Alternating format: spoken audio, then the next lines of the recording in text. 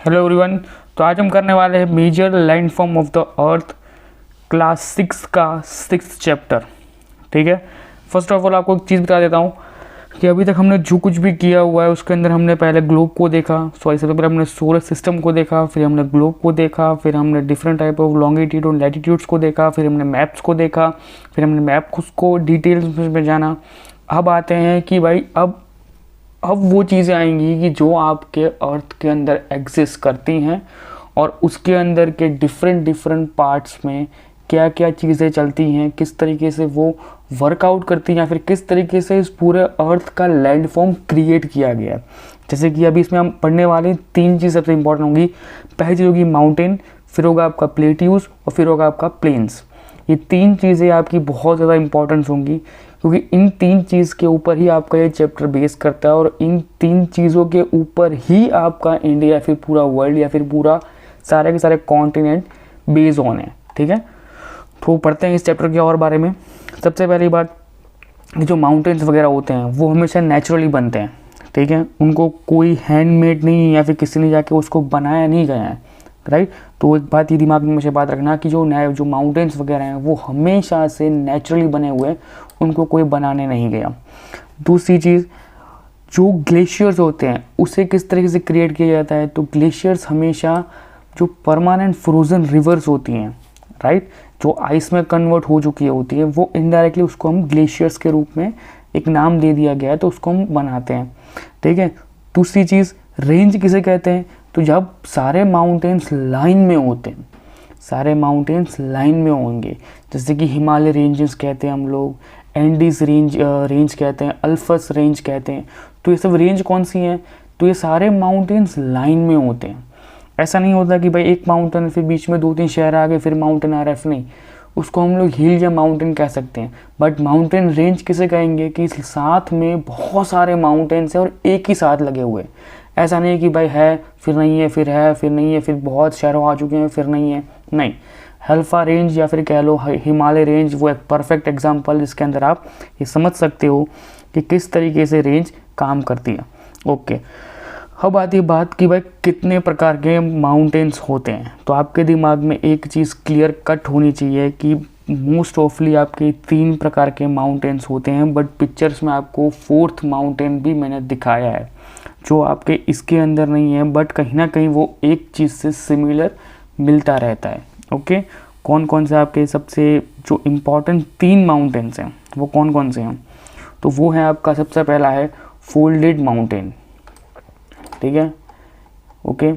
अब ये माउंटेन किस तरीके से होते हैं, ये माउंटेन परफेक्ट एग्जांपल होते हैं आपके हिमालय रेंज वाले कि भाई दो प्लेट्यूज आपस में इतनी ज़्यादा कॉन्सिलेटेड, मतलब इतनी ज़्यादा जुड़ रही हैं या फिर इतने एक दूसरे को अट्रैक्ट कर रही है कि उसकी बीच की जो ज़मीन है, जो उसके बीच में जो चीज़ भी है वो चीज़ सीधी खड़ी होकर या फिर बाहर निकलने की ज़्यादा उतावली हो रही है, वो बाहर निकल रही है, राइट। फिर आपका नेक्स्ट आता है फ्लैट ब्लैक माउंटेन्स। अब इसमें सिंपल फॉर्मेशन होता है कि 2 प्लेट्स होती टकराती हैं और एक प्लेट नीचे दब जाती है और उस दबने के कारण जो उसके साइड वाली प्लेट होती है वो ऑटोमेटिक अपने लेवल्स को छोड़ के वो ऊपर निकल जाती है। फिर आपका आता है वॉल्केनो माउंटेन्स। अब वॉल्केनो माउंटेन्स किस तरीके से होते हैं, तो वॉल्केनो माउंटेन्स मोस्ट ऑफली जो मैग्मा होता है, जो अंदर लावा भरा हुआ है, उस लावा के अंदर से वो पूरा का पूरा जो क्रस्ट होता है उसको तोड़ के वो बाहर निकलता है और वो बाहर अपना एक माउंटेन जैसा क्रिएट करता है, उसको हम कहते हैं वॉल्केनो माउंटेन। अब आता है अपरिव्ड माउंटेन्स। अब ये और अनफोल्ड माउंटेन दोनों कहीं ना कहीं सिमिलर हैं, देख रहे हैं आप, ये देख रहे हो।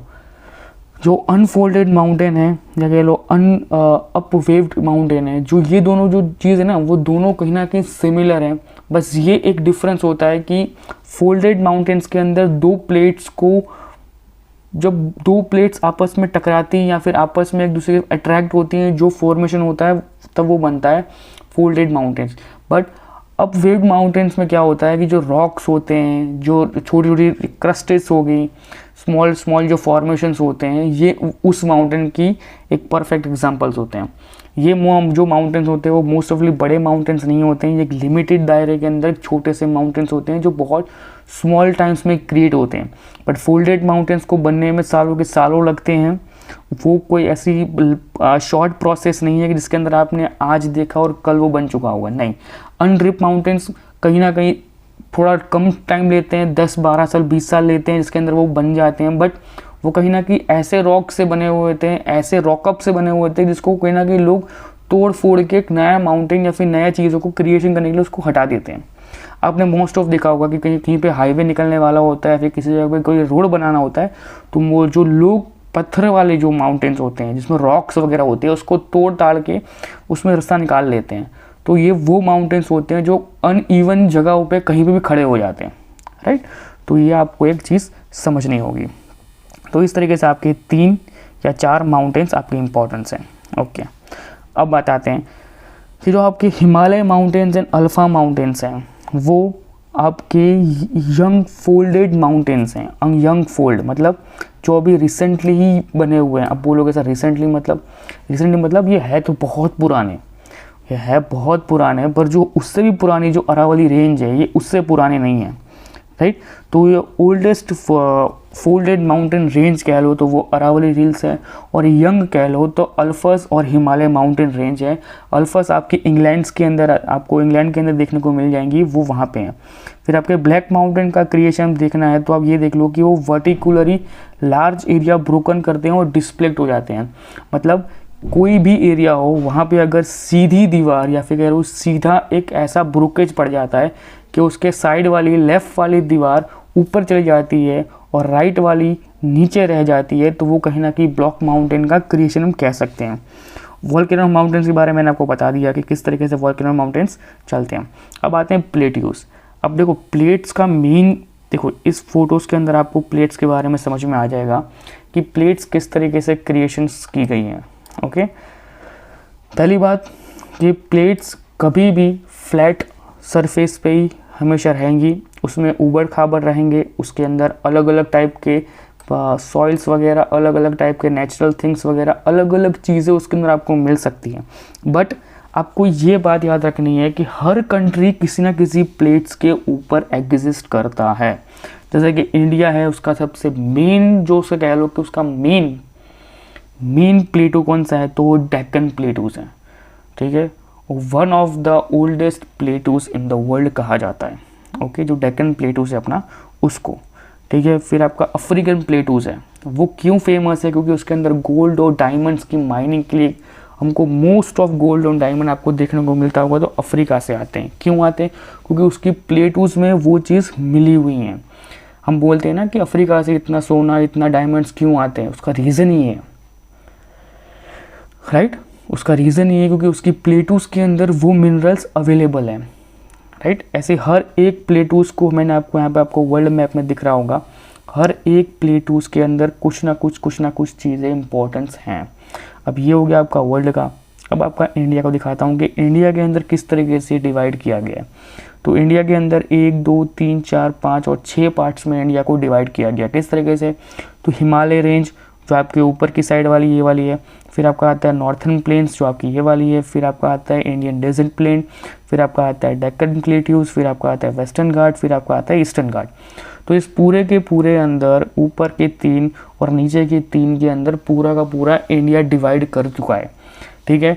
और इन्हीं एरिया के अकॉर्डिंग से हम लोगों ने कहीं ना कहीं अभी तक पढ़ते हुए आ रहे हैं कि प्लेट्स को किस तरीके से डिफाइन किया गया है। ओके, अब कुछ चीज़ें बता देता हूँ प्लेट्स के बारे में। मैं पहले आपको बता चुका हूँ कि जो डेक्कन प्लेट्स हैं वो one of the oldest plates कही जाती हैं। फिर आपकी तिब्बतन प्लेट्स हैं जो हाईएस्ट प्लेट्यूज के ऊपर, जो आपकी तिब्बतन प्लेट्यूज हैं is a highest plateaus in the world, जो बहुत बहुत बहुत बड़ी हैं, ठीक है।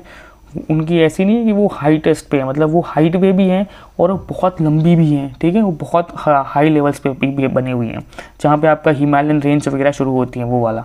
African plateaus are famous for the gold and diamond mining, जो मैंने बता चुका हूँ।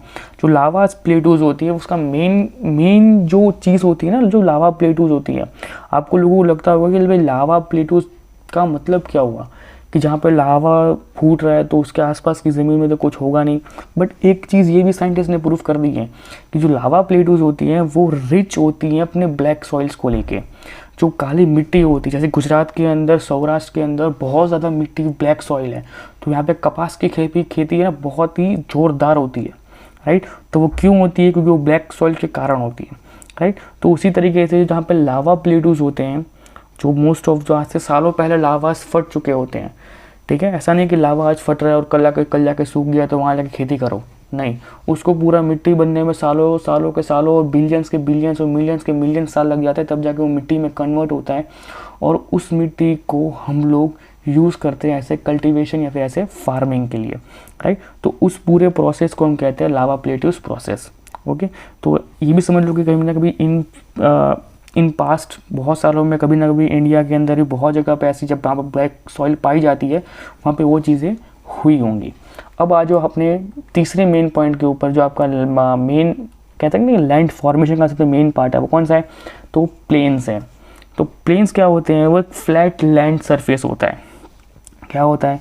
फ्लैट लैंड स्ट्रक्चर्स होते हैं या फिर फ्लैट सरफेस होता है, जिसके अंदर आपके सारे के सारे रिवर्स, ट्रिब्यूनल्स, आपकी बाउंड्रीज, आपकी हर एक चीज़, पॉपुलेशन डेंसिटी, बहुत सारी चीज़ें आपकी इसके अंदर आ जाती हैं। तो प्लेन्स को भी इंडिया के अंदर बहुत जगह डिवाइड किया गया। किस तरीके से डिवाइड किया गया है वो इस फोटो में देखो। अब आप देखो, जो आपके ऊपर नॉर्थन का पार्ट है, कौन सा? जो आपके ऊपर नॉर्थन का पार्ट है उसको हम लोग क्या कहते हैं? उसको हम कहते हैं इंडिको जाइजेंटिक प्लांट्स, ठीक है। फिर आपका नीचे का जो ईस्टर्न घाट और वेस्टर्न घाट वाला जो पूरा हिस्सा है उसको हम लोग कहते हैं मालबरा प्लांट्स, ठीक है। तो इस तरीके से हम लोगों ने उसको डिवाइडेशन कर रखा है।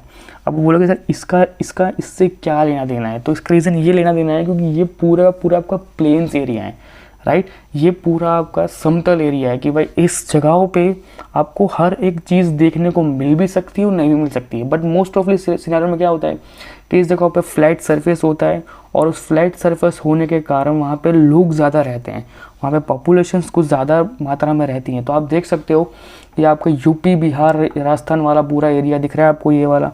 तो कहीं ना कहीं गुजरात वाला पूरा एरिया, इसमें भी आपको बहुत ज़्यादा पॉपुलेशन देखने को मिल जाती होंगी, राइट। तो ऐसी प्लेटूज है जहाँ पे कुछ चीज़ें हो भी सकती, कुछ चीज़ें नहीं भी हो सकती। अब यूपी का ऊपर का छोटा सा पार्ट आ रहा है, तो आप बोलोगे सर यूपी में तो पॉपुलेशन खाली उतने एरिया में थोड़ी है, बहुत जगह पूरे के पूरे मध्य प्रदेश में भी बहुत सारे पब्लिक रहती हैं, उस एरिया में पब्लिक रहती नहीं। प्लेन्स का मेन चीज़ ये होता है कि लोग वहाँ रह सकते हैं, अपनी खेती बाड़ी कर सकते हैं, अपने इंडस्ट्रीज़ को ऑन कर सकते हैं, अपने आगे के फ्यूचर्स के लिए कुछ ना कुछ प्लान कर सकते हैं। तो कहीं ना कहीं वो प्लेन एरिया वो एक इम्पॉर्टेंट रोल प्ले करता है किसी भी कंट्रीज़ के अंदर, किसी भी जगह पे, ओके। तो जैसे कि इंडिया के अंदर जो इंडिको जाइजेंटिक प्लांट्स हैं वो क्या है? वो densely populated region of the country है, कि इन जगहों पे बहुत ज़्यादा पॉपुलेशन रहती हैं। क्यों? क्योंकि उनको ये सूटेबल है उनके लाइफ के अकॉर्डिंग, ओके। अब आते हैं आगे कि land formation and the peoples, ठीक है। तो सिंपल सी बात है कि भाई इंडिया है, तो इंडिया के अंदर तो हर एक स्टेट में, हर एक जगह पे, हर 10 किलोमीटर पे एक नया मंदिर मिलता है आपको।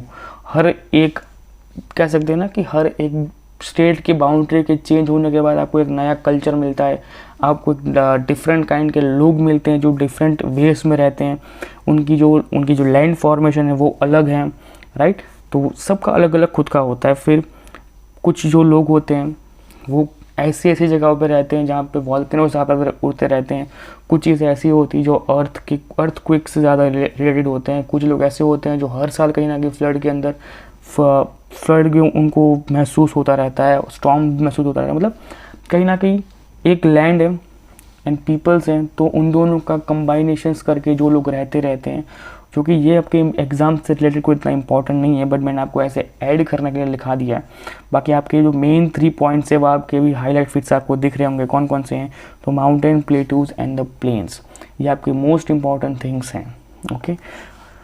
आगे हम लोग देखते हैं फिर क्या आता है। फिर से वही चीज़ आ गई आपकी कि 3 तरह से मोस्ट 3 टाइप ऑफ माउंटेन्स होते हैं। कौन कौन से? Flowed mountain, block mountain, volcano mountains, ठीक है। तो ये सारी की सारी चीज़ें फिर से आपको इसमें मैंने कहते हो, ये जो आपको जो नोट्स देता हूँ ना मैं, ये नोट्स आपके 2 प्रकार से यूज़ होती है। एक जो कॉम्पिटिटिव एग्जाम्स की तैयारी कर रहे हैं उनके लिए ऊपर का पार्ट हो जाएगा कि ये पूरा जो डिटेल में लिया हुआ है तुम उसको याद कर लो, या फिर उसको रीड कर लो, या फिर उसको मतलब पढ़ लो एक बार। और जो उसके बाद जो आपकी डेफिनेशन दे रखी है, ये जो बच्चा क्लास 6 में ऑलरेडी पढ़ रहा है, अभी राइट नाउ ये वीडियो देख रहा है और कोई बच्चा क्लास 6 में पढ़ रहा है, तो ये उसके लिए भी इम्पोर्टेंट बन जाएगा उस टाइम पे कि हाँ, वो बच्चे को अगर डेफिनेशन उसके मैडम ने बोला कि इसकी या फिर उस रेंज की या ट्रेशर की या फ्लोरा की इसकी डेफिनेशन लिख के लेके आओ, तो वो बच्चा भी इस PDF में से उस डेफिनेशन को देख सकता है, सीख सकता है, और यहाँ पे आप भी सीख सकते हो या फिर आप भी उसको याद कर सकते हो।